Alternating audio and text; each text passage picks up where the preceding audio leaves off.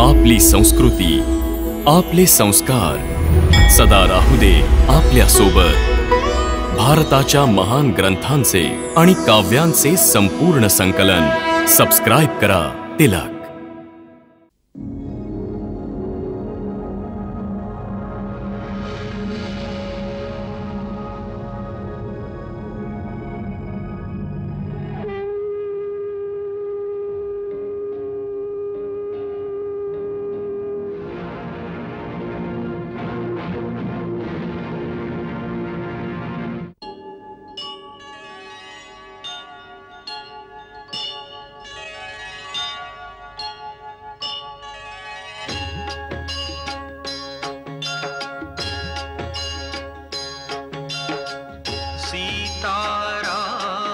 चरित अति पावन, मधुर सरस रस किति मन भावन।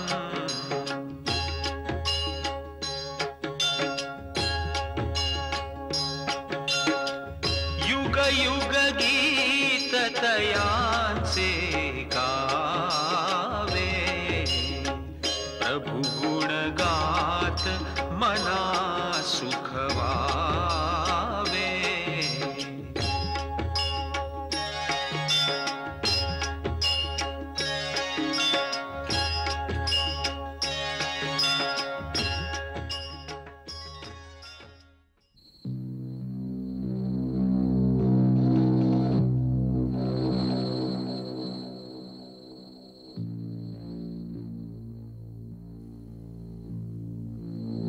गुरुदेव, हे भयानक स्थान तर खूपच दुर्गम आहे।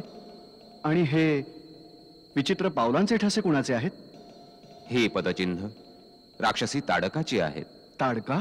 होय, जयकोशच्या या वनप्रदेशावर ताडकेचा अधिकार आहे आणि या स्थानावरून कोणीही प्राणी जिवंत परत जाऊच शकत नाही। कधी काळी हे स्थान एक समृद्धशाली जनपद होता। कलथ आणि करुष नावाची दोन सुंदर नगर इथे वसली होती।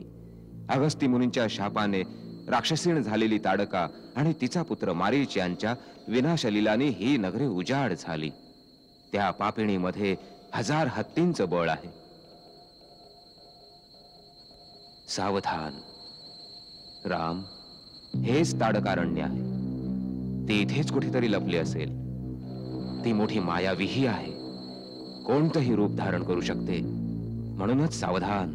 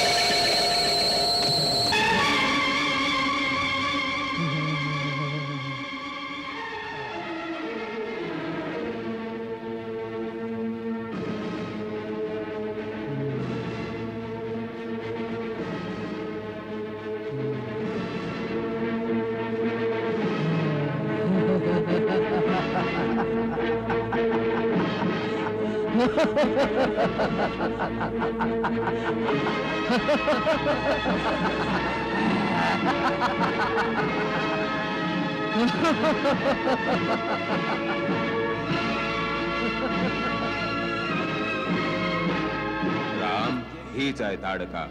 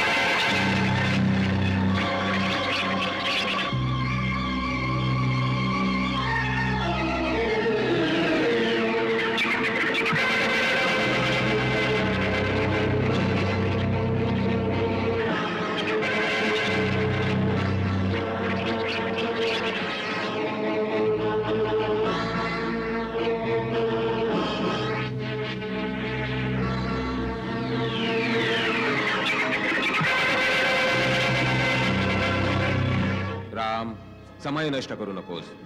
सूर्यास्त होत आहे. रात्रीच्या समयाला या मायावी निशाचरांची शक्ती वाढते, मग त्या दुर्जय होऊन जातात. हा आमचा आदेश आहे. तिचा वध कर. मुनिश्रेष्ठ, माझ्या पिताश्रींचा आदेश आहे की मी आपल्या प्रत्येक आज्ञेचं पालन करावं. आता मी आपल्या आज्ञेनं या दुष्टेची जीवन लीला समाप्त करून टाकतो.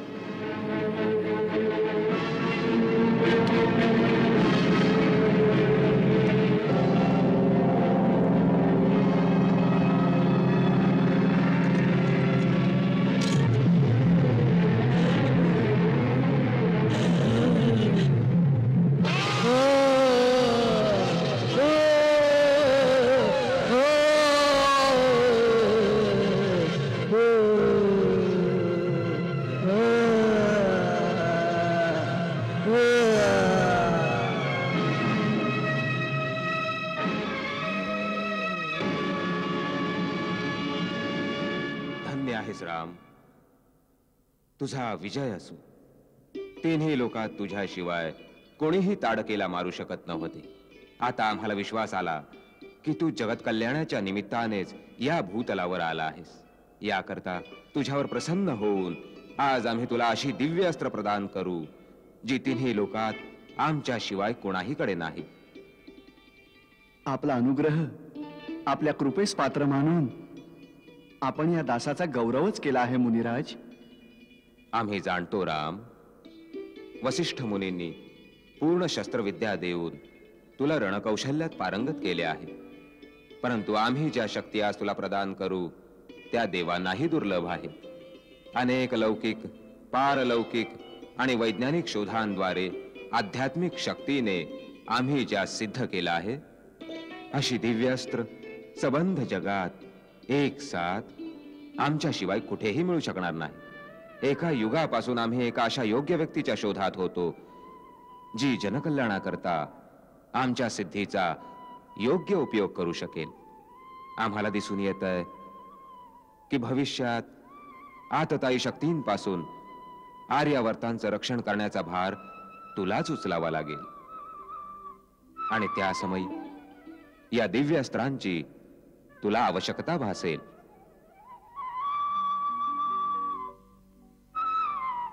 राम, क्षत्रियांना शस्त्र धारण करणं आवश्यक आहे, परंतु शस्त्र धारण करण्याचेही काही नियम असतात. देश, समाज आणि निर्बल प्राणी यांच्या रक्षणासाठी शस्त्र हाती घेणं हे वीरपुरुषाचं कर्तव्य आहे, धर्म आहे. परंतु आपला अहंकार अथवा आपल्या बलाचं प्रदर्शन करण्याकरता कुणावर वार करणं, कुणावर हल्ला चढवणं वीरपुरुषांचा धर्म नाही. मी जी विद्या तुला प्रदान करीत आहे त्याची गुरुदक्षिणा हीच असेल की कुणा निर्दोषावर त्यांचा उपयोग तू करणार नाहीस. पण जेथे पाप, अत्याचार आणि अन्याय बक्षील तेथे पाप्याचा आणि दुराचार्याचा संहार करण्याकरता शस्त्र अवश्य घेशील. राम, यासाठी प्रतिज्ञा कर आणि माझी शक्ती आत्मसात कर.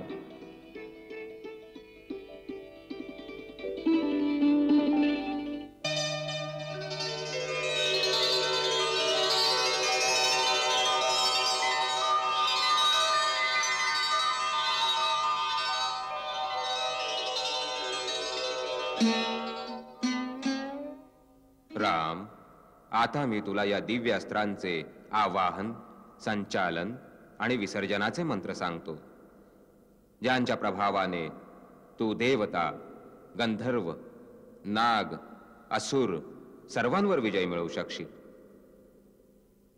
वत्सा, अस्त्रांमध्ये अनेक प्रकारची शक्ती असते.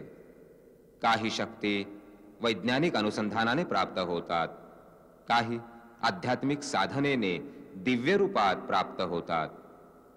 काही शस्त्र परमाणु शक्तीने भरलेली असतात, तर काही मनःशक्तीने चालतात. काही मंत्रशक्तीने प्रेरित आहेत आणि काही बाण असे आहेत जे आपल्या टोकावर दिव्य शक्ती धारण करून जातात, जसे शिवाचे शूलवत नामक अस्त्र.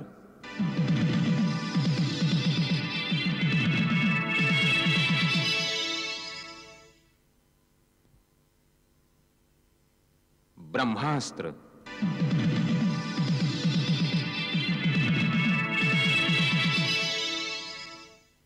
श्री नारायण अस्त्र. सर्व ऋषी जन नाथ हीन जगती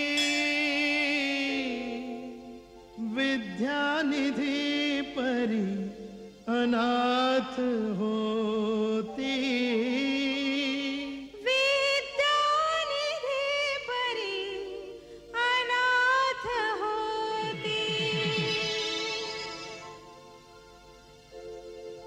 तारणहार दयांचा येई प्रभु रामाच्या रूपे.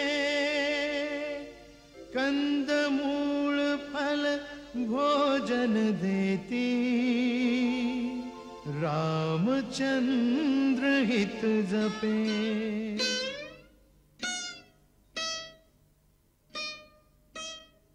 दुष्ट ताडकेचा नाश करून आपण आमच्या मनाला हा विश्वास दिलात की आता आमचे यज्ञ अनुष्ठान निर्विघ्न पूर्ण होऊ शकतील. आपल्या सेवेकरताच तर आम्ही अयोध्येहून मुनिवर्यांसोबत इथे आलो आहोत. आणि राजमहालातल्या सुखांना त्यागून एका तपस्व्याच्या आश्रमात कंदमुळ खात आहेत. परमपूज्य, आपण दिलेल्या कंदमुळात जे अमृत भरलं आहे ते राजमहालाच्या भाग्यात कुठं आहे? हीच तर तुझी विनम्रता आहे. तुझी जीत होईल राम.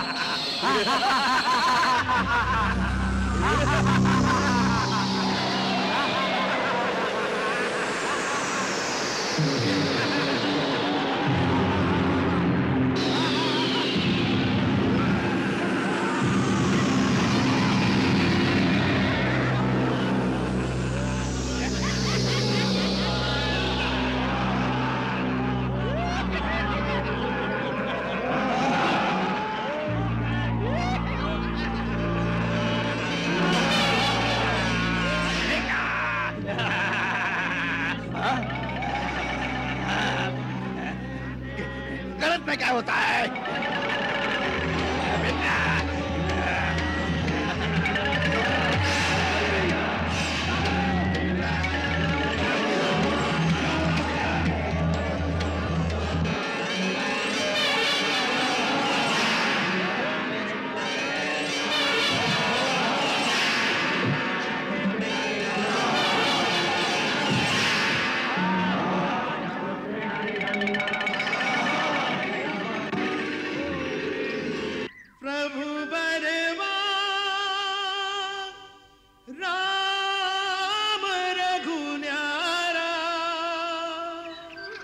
सत्य शिवाचा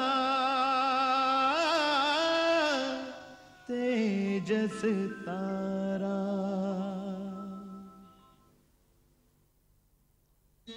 दशरथ नंदना, सुबाहू आणि मारीच यांचा संहार करून तू आमच्या सिद्ध आश्रमाला निर्भय निष्कंटक केला आहेस.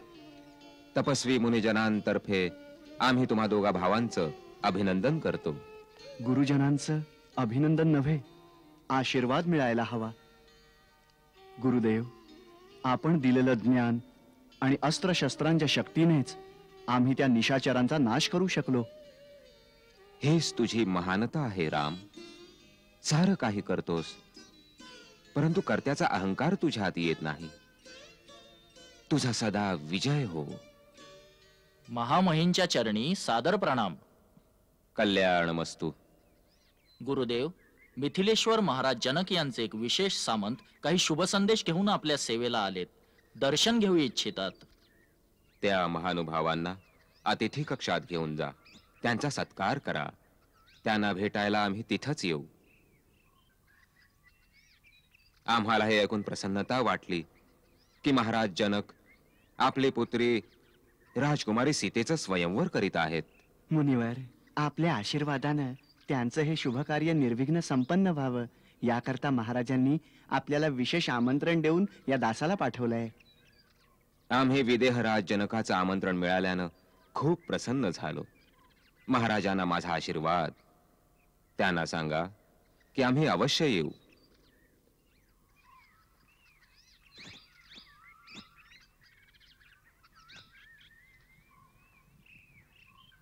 भ्राता, गुरुदेव येत आहेत. गुरुदेव, प्रणाम गुरुदेव. यशस्वी भव. बसावं. बैस वत्सा.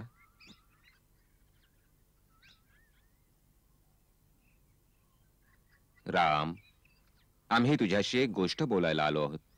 गुरुदेव, आपण का कष्ट घेतलेत? मला बोलवायचं होतं. मी स्वतः आलो असतो आपल्या सेवेला. तुझ्या जवळ येण्यामध्ये कष्ट नव्हे, आनंदच आनंद आहे राम. तात महाराज जनक यांच्याकडून आमंत्रण आलंय. ते आपली पुत्री सीता हिचं स्वयंवर करीत आहेत, ज्यासाठी आम्हालाही आमंत्रित केलं आहे. आमची इच्छा आहे की तुम्ही दोन्ही भावंडांनी माझ्या बरोबर मिथिलेस चलावं. राम, याविषयी तुझा काय विचार आहे? गुरुवर्य, आपल्या आज्ञेसमोर कुठल्याही अन्य विचाराला स्थानच कुठे आहे? केवळ आज्ञावशच नाही वत्सा, आमचीही इच्छा आहे की तूही त्या ऐतिहासिक कार्यक्रमाचा अनुभव घ्यावास, जिथे आर्यवर्तातील प्रत्येक प्रांत आणि प्रत्येक प्रदेशातील राजकुमार सीतेला मिळवण्याकरता आपापलं बल, कौशल्य आणि पराक्रम दाखवण्यास येतील.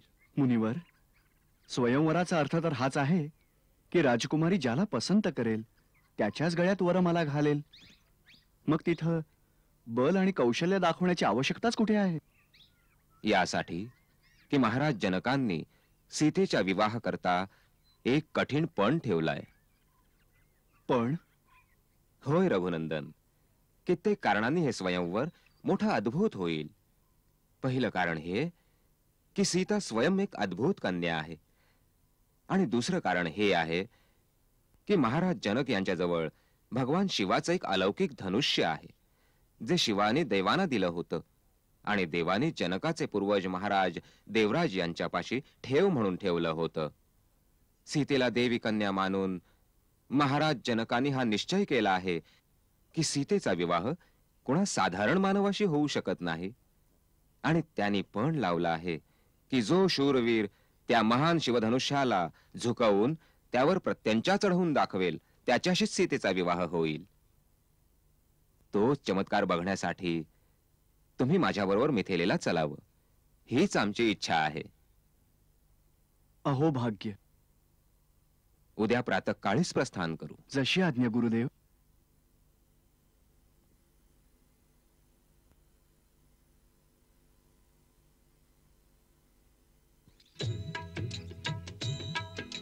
राम लक्ष्मण अन मुनिवर संगा, राम लक्ष्मण अन मुनिवर संगा, सवे बघती जग पावन गंगा, सवे बघती जग पावन गंगा, जग पावन गंगा.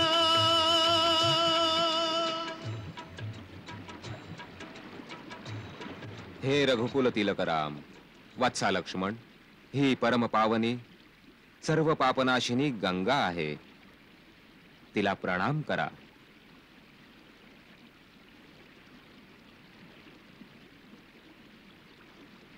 वत्साराम, पवित्र गंगा नदीचे पुष्पांनी पूजन कर. वत्सा लक्ष्मण, तूही पुष्प घे, तूही पूजन कर.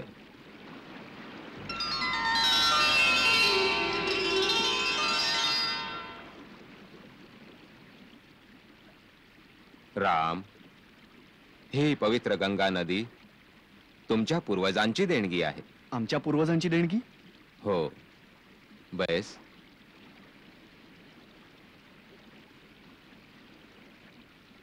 राम, तुझ्या उज्ज्वल कुळाची कथा ऐकवतो. मंगल भाव मनात जपोनी दशरथ राज आनंदे मनो